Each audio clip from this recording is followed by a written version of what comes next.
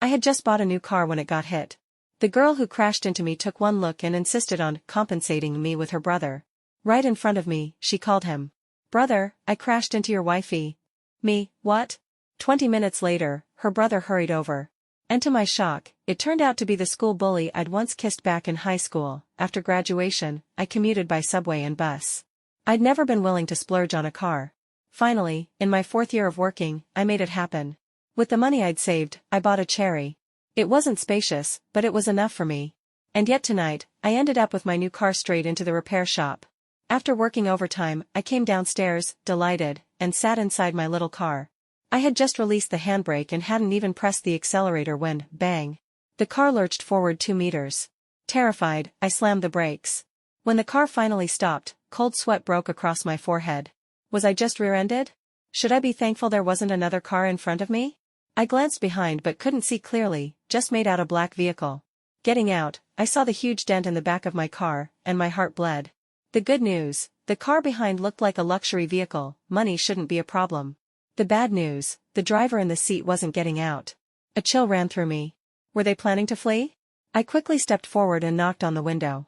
The glass rolled down slowly, revealing a girl, pretty, even. My voice unconsciously softened. "Hello, could you step out and deal with this?" She looked a little dazed when she saw me, maybe frightened by the accident. After a long pause, she finally whispered, "Okay." She obediently followed behind me as I explained everything in detail. "You're fully at fault, right? No problem with that?" She nodded. With that attitude, I couldn't bear to push too hard. Still, reality is full of bad people, and I worried she might try to run. So I said, "How about this, 3,000? We can settle it now." She didn't answer. Instead, her bright eyes stared at me as if she hadn't heard a word. "Is there a problem?" "Yes," she blurted.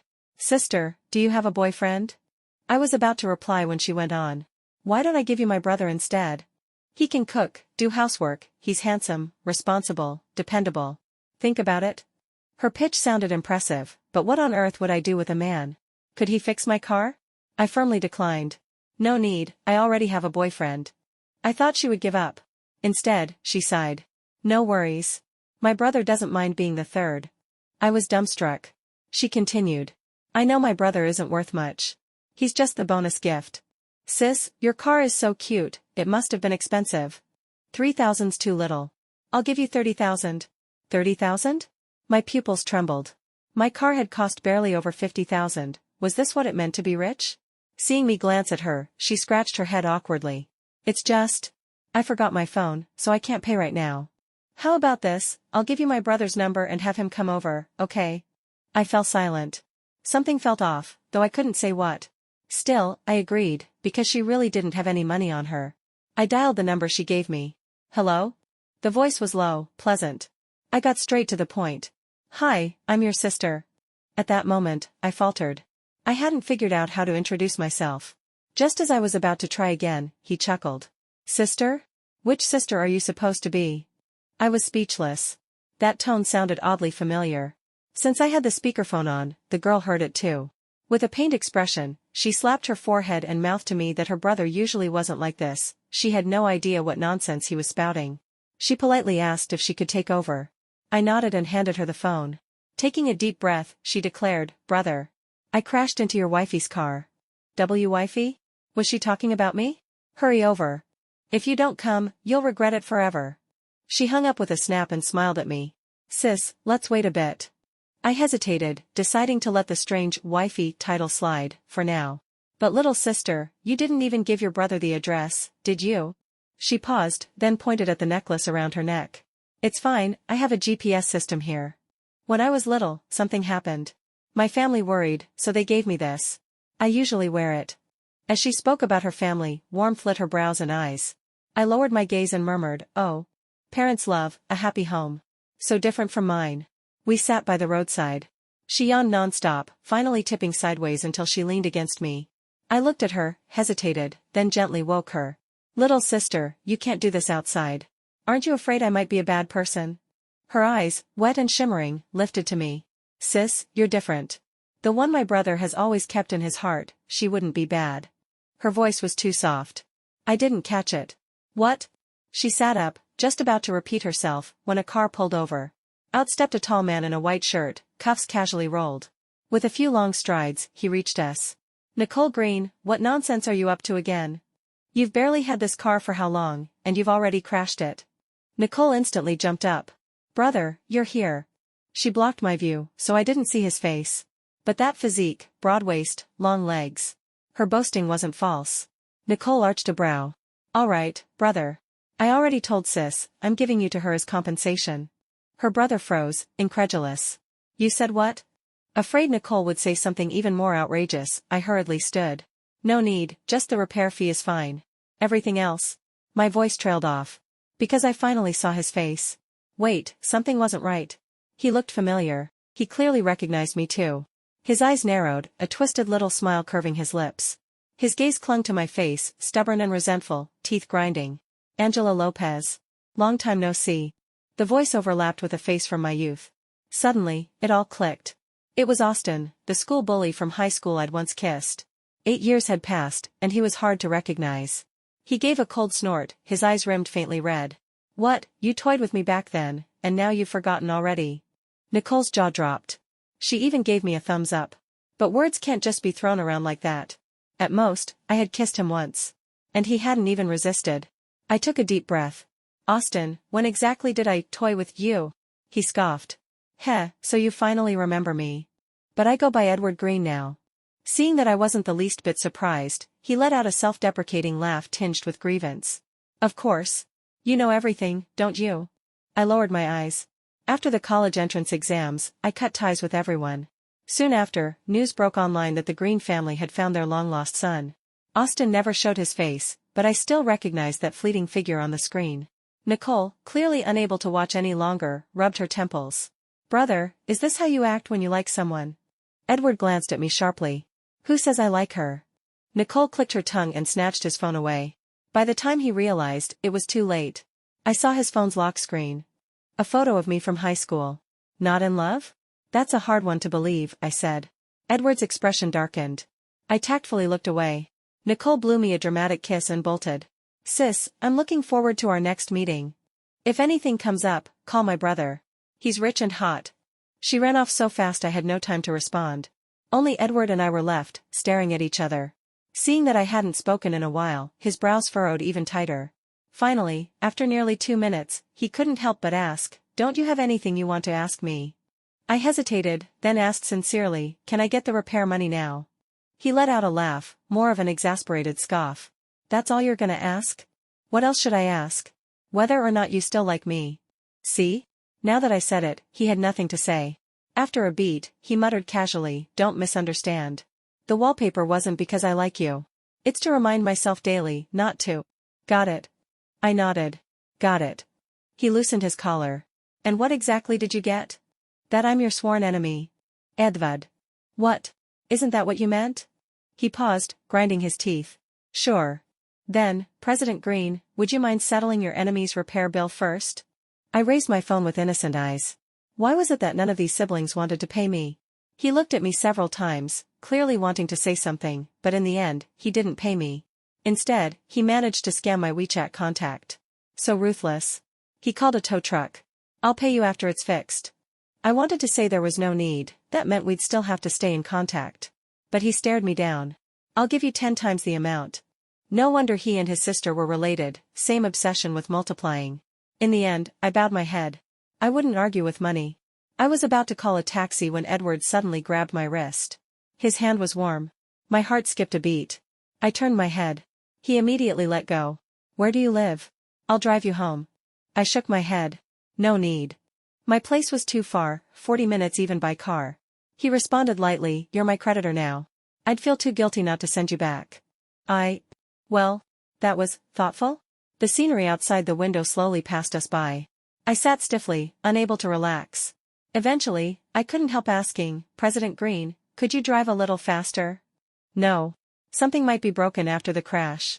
Nicole had left her car for him. But the exterior looked fine. Internal damage? Just then, my roommate Katie called. Baby, are you almost back? Almost. What's up?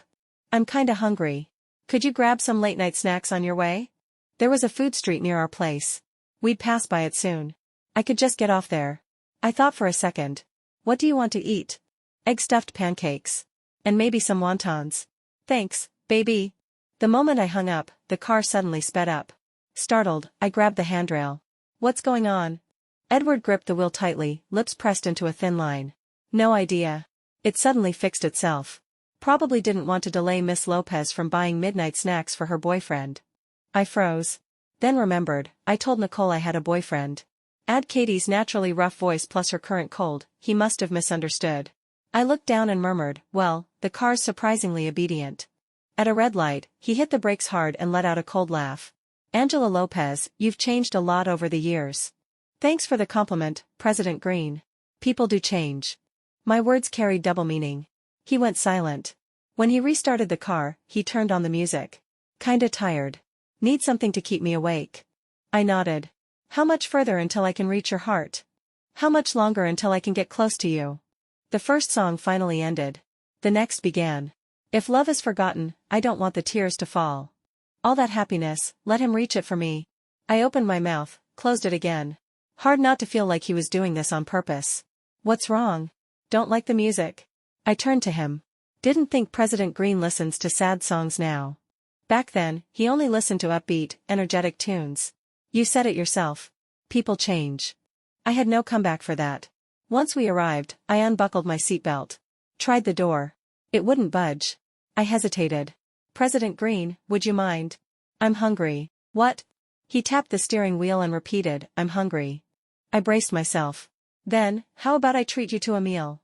The door unlocked instantly. Then I won't hold back. We stood at the entrance of a small alley. The smell of oil and smoke filled the air. Edward looked utterly out of place. President Green, there's really nothing here that suits your palate. Why not? Didn't I used to eat here all the time? He stared at me intensely. I was momentarily speechless. Back in high school, I took him to eat at nearly every food stall in town. But it had been 8 years. The school delinquent had become a rich young heir. Austin had become Edward. Would he really still be the same? I casually pointed.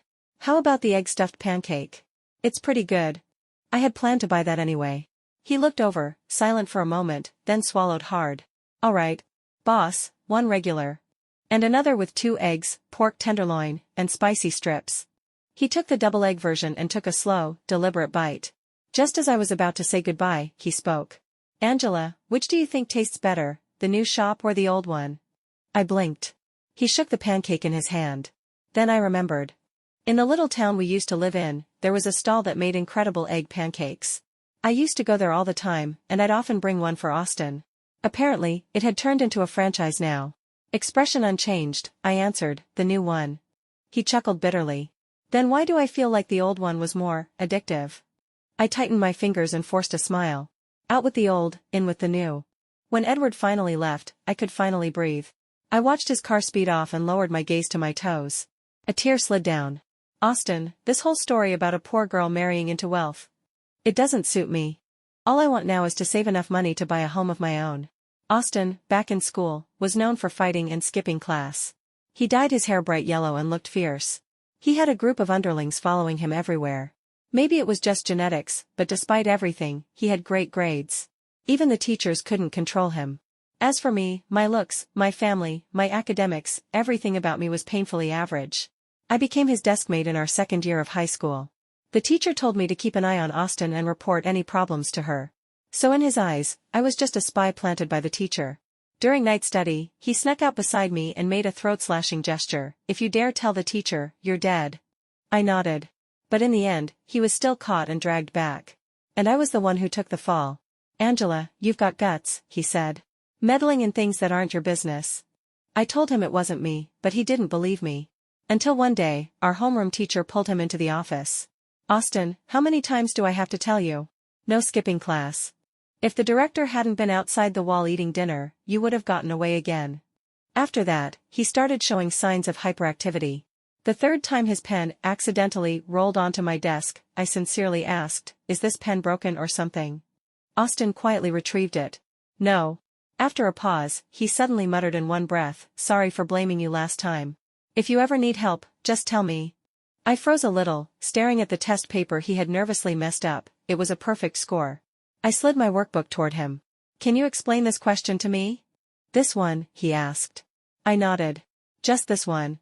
At the time, doing well on exams and getting into a good college was the most important thing in my world.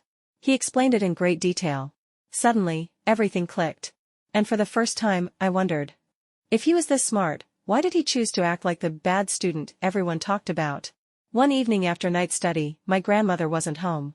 She sometimes wandered off to a nearby amusement park to collect bottles.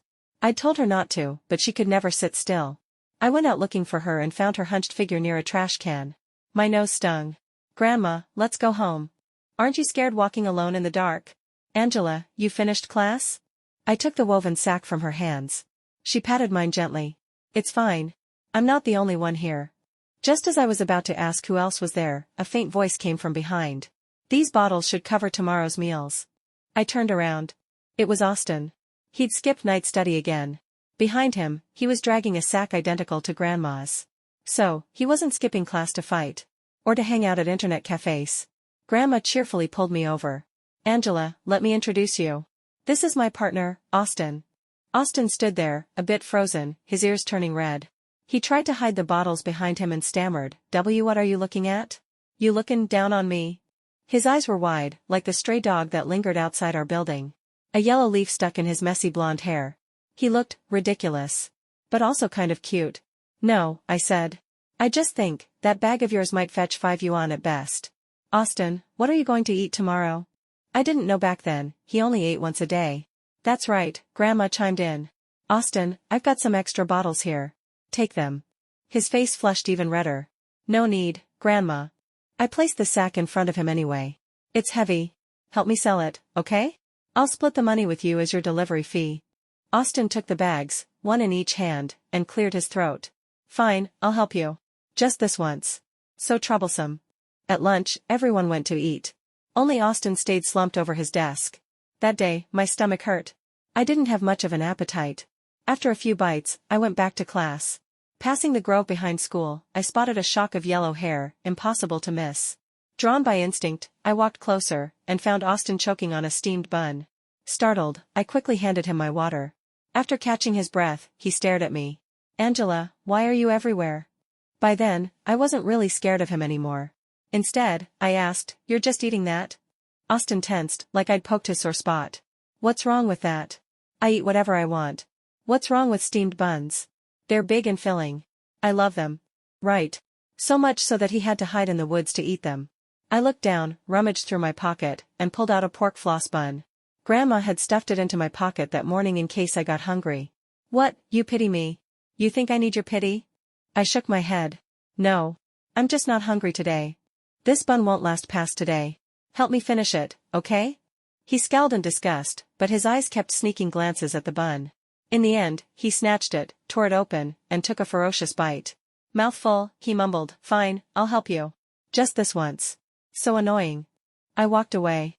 From the corner of my eye, I saw him devouring it like he hadn't eaten in days. That was when I realized. Austin was much thinner than other boys his age. He was over 180 centimeters tall, but his school jacket looked loose on him. His wrists were bony, and faint blue veins showed through his pale skin. So, the reason he always slept in class was simply because he was hungry. After that day, I started accidentally bringing extra lunch. The lunch lady must have had shaky hands today, gave me way too much. I slid my lunchbox onto his desk. Angela, you think I'm a garbage bin? Fine, don't eat. He slammed a hand down on the box. Wasting food is shameful. I loved the egg-stuffed pancakes from the alley near school. After that, I stopped by every morning to buy a family pack. I'd ask the vendor to make it extra big, then have it cut in half. One half for me. The other for Austin. I didn't used to carry snacks. But after that, whenever Grandma slipped some into my bag, I stopped resisting. One snack.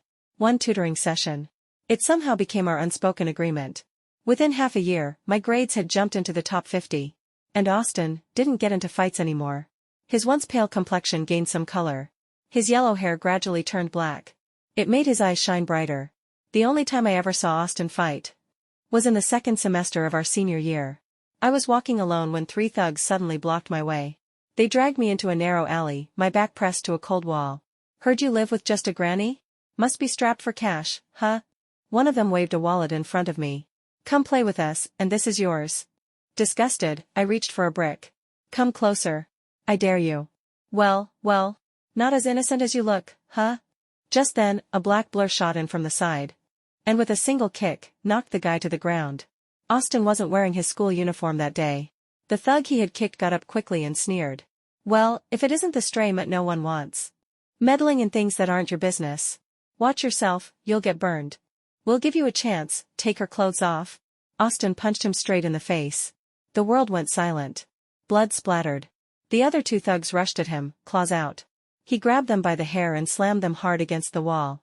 I stood in the shadows, watching Austin's back. The way he fought. He looked like a beast. No technique, no rules. But every move was lethal. He wasn't fighting.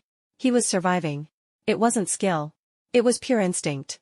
One of them reached for a stick. I snatched it before he could, and swung it with all my strength. Finally, they realized they were losing and tried to run, muttering curses about how he was insane. Austin slumped against the wall, gasping for breath. He wouldn't look at me. Why haven't you left yet? I didn't answer. My gaze fell to his abdomen.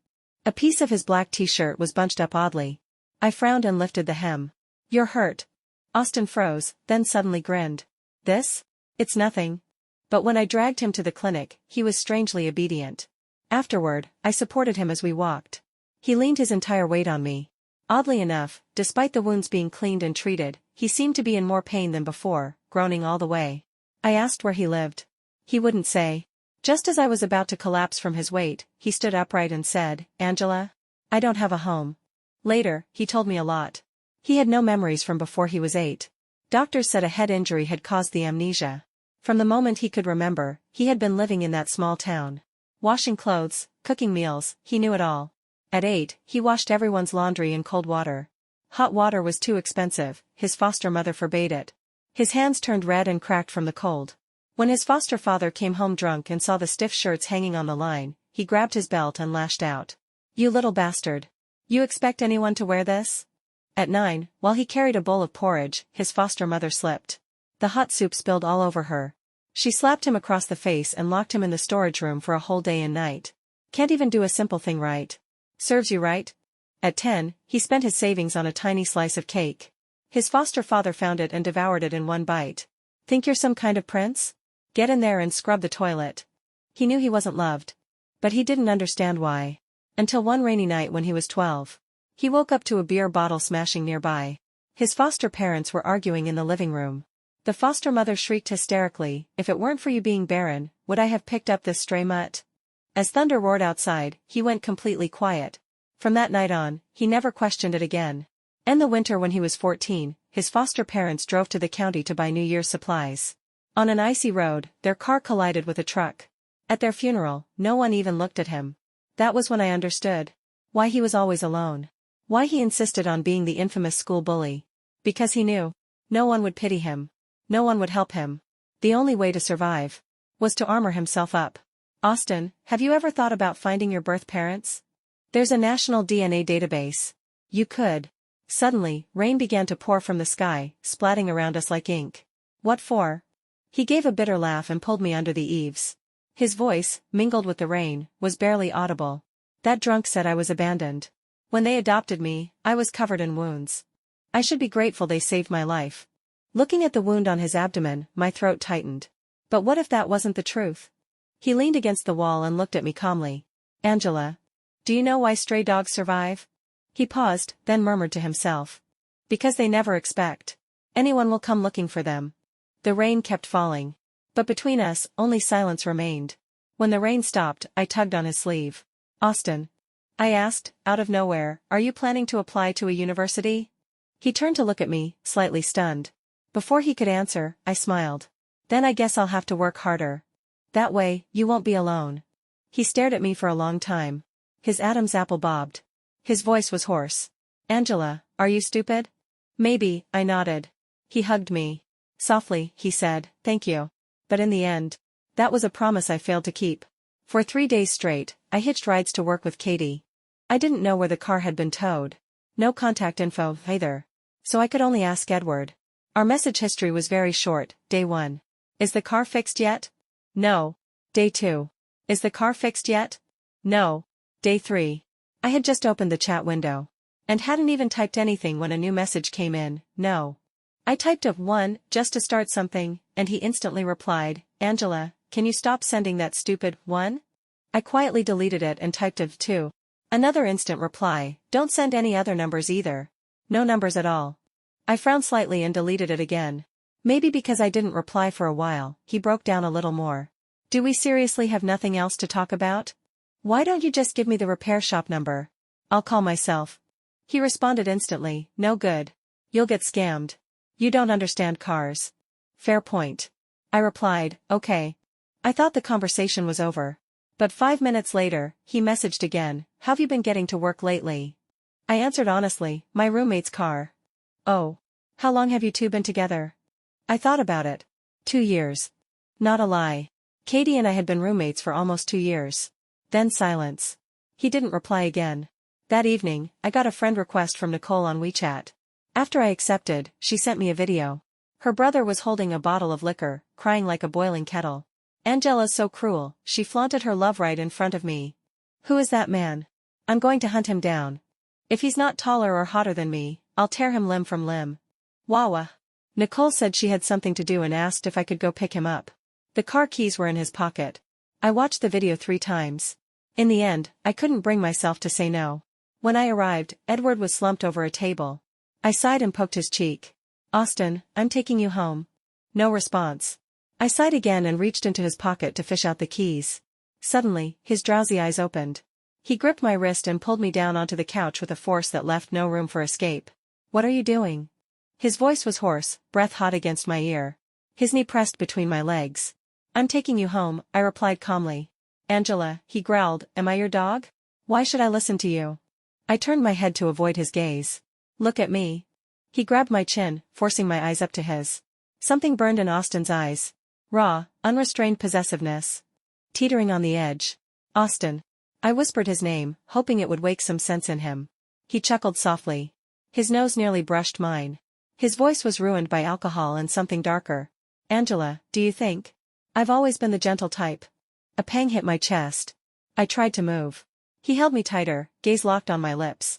Don't move. I'm trying really hard to suppress my morals. The next second, he grabbed the back of my head. And kissed me. Hard.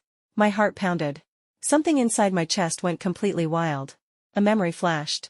One evening after the college entrance exams. Waves crashed against the rocks. The setting sun had dyed the entire sea a fiery orange. I stood on the beach and suddenly asked, Austin, what if I don't do well on the exams? You won't, he replied confidently. Not with me tutoring you. Then what if I don't go to a university? I raised an eyebrow and leaned in closer. Then, where do you want to go? He was caught off guard and turned his head. I kissed the corner of his lips. He froze. I pulled away quickly. Just kidding. See you at a university. Back in the present. His kiss was aggressive. Possessive. I couldn't catch my breath. Then, all of a sudden, he pulled away. Once each. We're even now. A slow, stinging pain spread across my lips. I touched them, my fingers came back red with blood. Even? That's what he calls even? I saw Edward again a week later. He texted, the car's fixed. I replied, okay. Send me the address. Someone will bring it to you after work. A second later, my phone buzzed. 1 million yuan had just been deposited into my Alipay account. My sleepiness vanished instantly. Did you receive the money? President Green, did you accidentally add 2 extra zeros? Nope. I said 10 times. I don't go back on my word. According to his logic, the repair cost was 100,000. But my car, even depreciated, was only worth 50,000. What on earth did he fix? Had Edward been scammed? Just as I was about to ask, my boss called for me. Time to meet the investors. I was the project lead. Katie handled the proposal.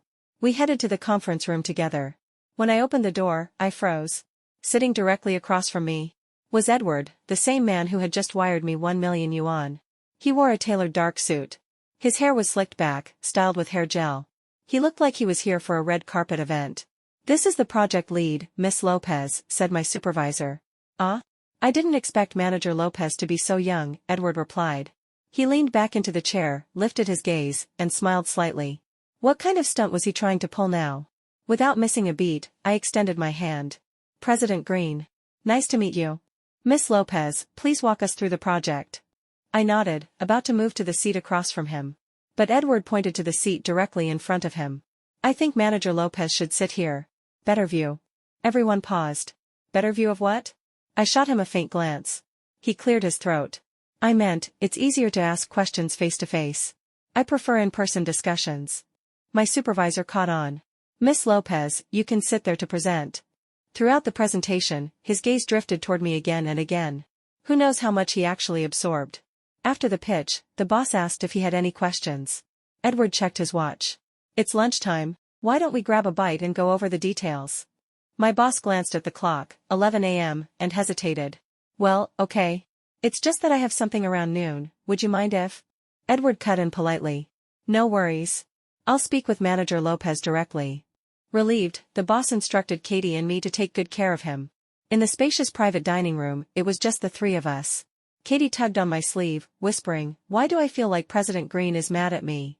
His eyes are terrifying. I have a bad feeling about this meal. Edward handed the menu to the waiter and calmly looked at us. Katie finally couldn't hold back. She coughed lightly. President Green, is there a problem? You can just ask. He glanced at me and replied casually, no problem at all. I may have overordered. If either of your boyfriends are nearby, they're welcome to join. I don't mind. My hand froze midair. I suddenly realized what I had forgotten. Crap. I turned to stop Katie, too late. Thank you, President Green, she said cheerfully, but unfortunately, neither of us has a boyfriend.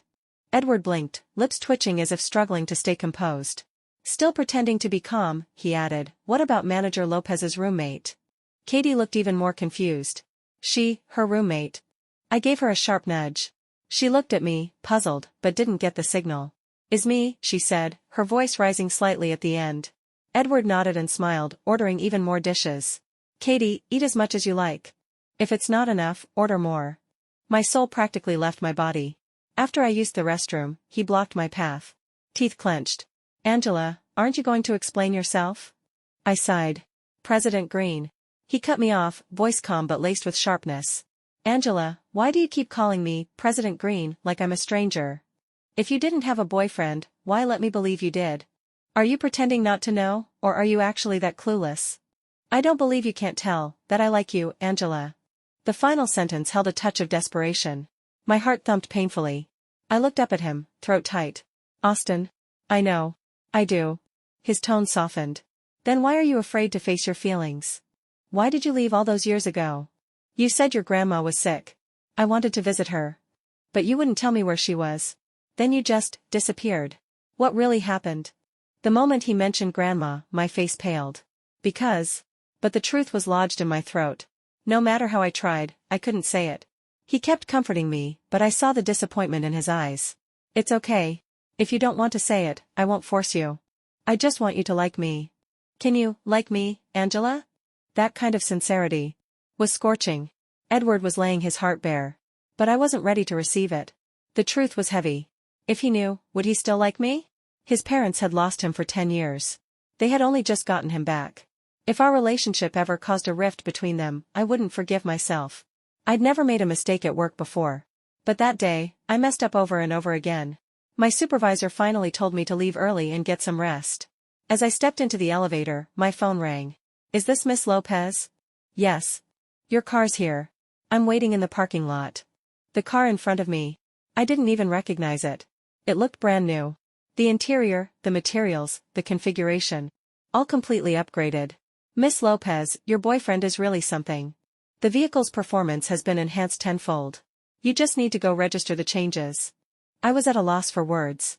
Driving past the small-town pancake stall that had grown into a chain, I suddenly felt a craving. I hadn't tasted one of those since the college entrance exams. It had been 8 years. I ordered one with double eggs. From the back kitchen, an uncle came out in surprise. Angela. It's you, right? Angela. I looked up, momentarily stunned. Worried I didn't recognize him, he added, from Qingtown, you used to come every day and order the family-size one. Always asked me to split it in half. I smiled. I remember, uncle. It's been years. You've grown into a beautiful young woman. And you're a big boss now, I said with a chuckle. He waved his hand. Nah. I only became a boss thanks to Edward. You know, back then I only had this tiny little shop. It was President Green who found me, invested in me, little by little, that's how we expanded all over the country. I asked him why he'd do something like that. He said, I just want someone to be able to eat it whenever they want. I froze. The uncle slapped his thigh, eyes lighting up. I thought Edward looked familiar. One day it hit me, he's the classmate who used to follow you around all the time. You'd always bring him those pancakes. You know what's strange? He knew he was an orphan, so why didn't he register in the DNA system earlier? If he had just... The uncle kept talking. But I couldn't hear clearly anymore. My nails dug into my palm, yet I felt no pain. He entered the DNA database himself? Once I got confirmation, I sat back in the car. Took a bite. And tears fell without a sound. He was right. The old flavor was better. Back then, I didn't read that news article carefully. Austin, oh, Austin. You said you didn't want to do a DNA match. So why did you go register? Right after I disappeared? What were you hoping for back then? That year, I told you. I hope you find your real family someday. Now you have. So let me make a new wish, that after you hear the truth, you'll still be willing to let me come back to you. Tears clouding my vision, I called him. Tomorrow, I'll take you somewhere. At B City Hospital, I brought him into a guarded hospital room. Police officers stood outside the door. The man in the hospital bed was gaunt and frail. No one knew how long he had left. He had just finished treatment that morning, and was now unconscious with a ventilator attached. Every time I saw him, my breathing became uneven. I steadied myself and tried to keep my voice calm. Austin, this man. He's my father. He killed my grandmother, I saw it with my own eyes. My mother died giving birth to me. My maternal grandparents hated me. They never came to see me. I barely remembered my father. He was always away. When I was 10, he said he was going out to work. And never came back. Luckily, I had my grandmother. She loved me. Protected me. We depended on each other. A few days before the college entrance exam results came out, Grandma mysteriously packed our things. She said she was taking me somewhere, and from then on, we'd live happily. She told me not to tell anyone. And seeing how excited she was, I didn't ask questions. We took buses, then long-distance coaches, then a train. Finally arriving in B City. There, I met my father again, after 8 years. He looked like he was doing well, had a big house. Grandma held my hand and said, Sweetie, if Grandma ever leaves you, you'll live with your dad. I frowned. What do you mean, live with Dad? Aren't you staying with us? She gently rubbed my head. Sweetie, Grandma is old. One day, I won't be here anymore. I hugged her tightly, panic creeping in. No. You'll live a long, long life. She just smiled and said nothing. 2 days later, I overheard the neighbors saying the big house was rented. This video is an original work of the YouTube channel Romance Grove, and is published exclusively on this channel. Please don't re-upload or share it on other channels. I told Grandma. Though she was slow to react, she eventually confronted my father. You said you bought this house. He shot me a glare, then forced a laugh. Mom, the house I bought is still under renovation. This one's just temporary until it's done. Oh? And how long will that take? Well, funds are a bit tight. Renovation's going slow. Mom, could you lend me a little money first? No. That's the dowry I saved for my granddaughter. But I'm her father. What's mine is hers too. I'll double it for her later. Eventually, she gave in. But something kept bothering me. He always wore long sleeves. The curtains were always closed. And over the next few days, he kept asking for money for various reasons. Grandma grew more and more uneasy. On the day the college entrance results were released, Grandma handed me a long shopping list. She asked me to go buy groceries. I wasted a lot of time running errands. As I returned, I saw my father fleeing from the building. Panicked, disheveled. My heart raced. I rushed upstairs. The moment I opened the door, I froze. Grandma was lying in a pool of blood. A fruit knife, our fruit knife, was buried in her stomach. I dropped to my knees beside her, barely able to breathe. With trembling hands, I called 120 and 110. She was taken to the ICU. The doctor said, she already had cancer. Now with this trauma, it's a miracle she's even breathing. Prepare yourself. In less than 2 days, she had already withered. The police came often. Neighbors whispered. People avoided me like I was the plague. Austin messaged me. I only told him Grandma was sick. Nothing more. I instinctively avoided everyone I used to know. On the 3rd day, she woke up. And that was also the day she passed. In that brief window of clarity, she held my hand and told me so much, her voice weak and slow. I sobbed uncontrollably. Grandma, if only I'd come back sooner. She stroked my hair. Silly girl. That was the last time she ever called me sweetie. That was the day I learned. My father had lured her here. He told her he'd made it big, that she should bring everything and come live a good life. But not to tell anyone, so others wouldn't get jealous. She was suspicious at first. But she was ill. She didn't have much time left. She just wanted to see me settled before she left this world. So she believed him. But in truth, he was drowning in gambling debt. His body was covered in bruises. And he set his sights on my grandmother. She sensed something was wrong. Sent me out. And argued with him. He lost control. And killed her. Austin's messages never stopped. But I didn't know what to say. What was I supposed to do? Tell him my father was a murderer?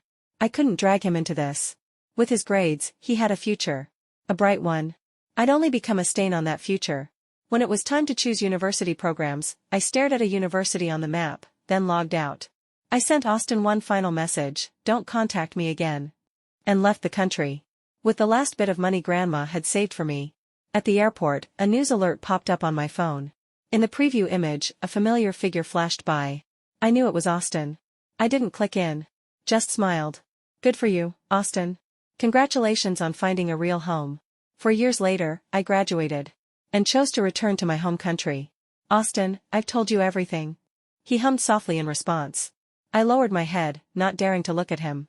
After a long pause, he suddenly said in a hoarse voice, "Thank you." It came out of nowhere. I let out a confused little laugh. What are you thanking me for? When I finally looked up, I was stunned. He was already in tears. His eyes full of sorrow and tenderness. So many emotions swirled together. I felt like I was about to drown in them. He reached out and pulled me into his arms. Thank you for telling me. I hadn't been crying before. But now the tears streamed down uncontrollably. Aren't you disgusted? I whispered. He frowned. Why would I be disgusted? The person I've always liked is you. Everything else doesn't matter. What he did has nothing to do with you. Losing your grandma, that must have been really hard, right? I wiped my tears against his shirt and murmured, it was very hard. Austin said that during the time I disappeared, he was nearly driven insane. He searched everywhere and blamed himself for being powerless. So he finally entered his DNA into the database. Maybe heaven heard his prayers. And his parents found him. But he realized he had been naive. In a world this big, finding someone unrelated by blood was so difficult. From now on, trust me more, okay? If something happens, just tell me. His eyes were bright with unshed tears. I hugged him tightly. Okay. The man in the hospital bed slowly opened his eyes. When he saw me, his dull gaze lit up. Sweetie, you came. I sat in the chair and gave a quiet Come here. I need to talk to you. No need. I can hear you from here. His expression stiffened. Then it twisted into something ugly. I'm your father. You can't ignore me. You have to pay for my treatment. He tried to grab me, but I dodged. I looked him in the eyes and said, one word at a time, cancer. You're not getting better. I don't believe you. You're lying. I can survive. He turned to Austin, you're her boyfriend, right? You look like you've got money. Let me tell you, cancer can be cured if you've got the cash. Just give me a little, and I'll even let you marry my daughter. I frowned deeply. Austin gently patted my shoulder, then walked up to the bed and said casually, yeah, I've got money. But I'm not lending you a cent. In fact, my hands are kinda itchy. I'm tempted to unplug that ventilator. Fear crept across my father's face. You wouldn't. That's murder. Austin's expression darkened. You weren't afraid when you killed someone. That was an accident, he stammered. I didn't want to say another word to him. I grabbed Austin's hand and turned to leave. Seeing this, he snapped. Angela. If I can't live well, then neither can you. You think his parents will ever accept a murderer's daughter? Don't kid yourself. He's just playing with you. Ha ha ha. Austin clapped his hands over my ears. Without even turning back. In a cold voice, he said, then stay in that bed. Use what little time you've got left. To watch how happy your daughter becomes. The day I met Austin's parents, I was incredibly nervous. In front of the mirror, I kept adjusting the hem of my dress. Austin, is this okay? Should I change into something more formal? He came up behind me, wrapped his arms around my waist, rested his chin on my shoulder, and chuckled, you look perfect. My mom's going to love you. The door opened. A graceful woman in a cheaphouse stood across from me. Mom, why are you hiding behind the door? Edward asked. I wasn't hiding. I just wanted a better look at my future daughter-in-law. She responded to her son, but her eyes were locked on me. Full of warmth and joy. Nicole chimed in, Mom's peeked out at least 10 times this hour. She couldn't wait any longer. Oh my, so you're Angela. Finally, I get to meet you. You're even slimmer than in the pictures. She held my hand, and before I knew it, her eyes turned red. I didn't know what to do, so I smiled politely. Hello, Auntie. From behind her, she pulled out a fat red envelope. It's our tradition to give a gift when we first meet. It was heavy in my hand. Just then, someone coughed at the top of the stairs. Aunt Green tilted her head toward the sound. Look, he finally changed his clothes. Nicole nearly burst out laughing. He's already changed 5 times since this morning. Uncle Green appeared, glaring. I heard that. It's your mom's fault. She said every outfit looked good, so I had to try them all. My nerves eased, and I gave him a genuine smile. Hello, Uncle. He quickly walked over. Hi, daughter-in-law. And stuffed another fat red envelope into my other hand. One in each hand. I felt like I was lifting weights. At the dinner table, Aunt Green kept piling food into my bowl. Angela, try the sweet and sour ribs. I learned the recipe just for you. And this steamed fish, caught fresh this morning. Uncle Green refused to be outdone. Try this golden abalone soup, my specialty. My bowl was soon a mountain of food. Under the table, Austin held my hand, his fingers gently tickling my palm. He leaned in and whispered, See? Didn't I tell you? After the meal, Aunt Green secretly pulled me into the study. She opened a carved wooden box from the drawer. Inside, nestled quietly, was a jade bracelet. This was passed down from Edward's grandmother to me. She slipped it onto my wrist with care. Now it's yours. The jade was smooth and cool to the touch. But my chest felt warm and tight. Outside, I could hear Edward and his father bickering faintly. You brat, you'd better treat my daughter right. Dad, she hasn't even started calling you Dad yet. She will. Sooner or later. I couldn't help smiling. What I once lost in summer has now returned to me. I fell in love with the season all over again.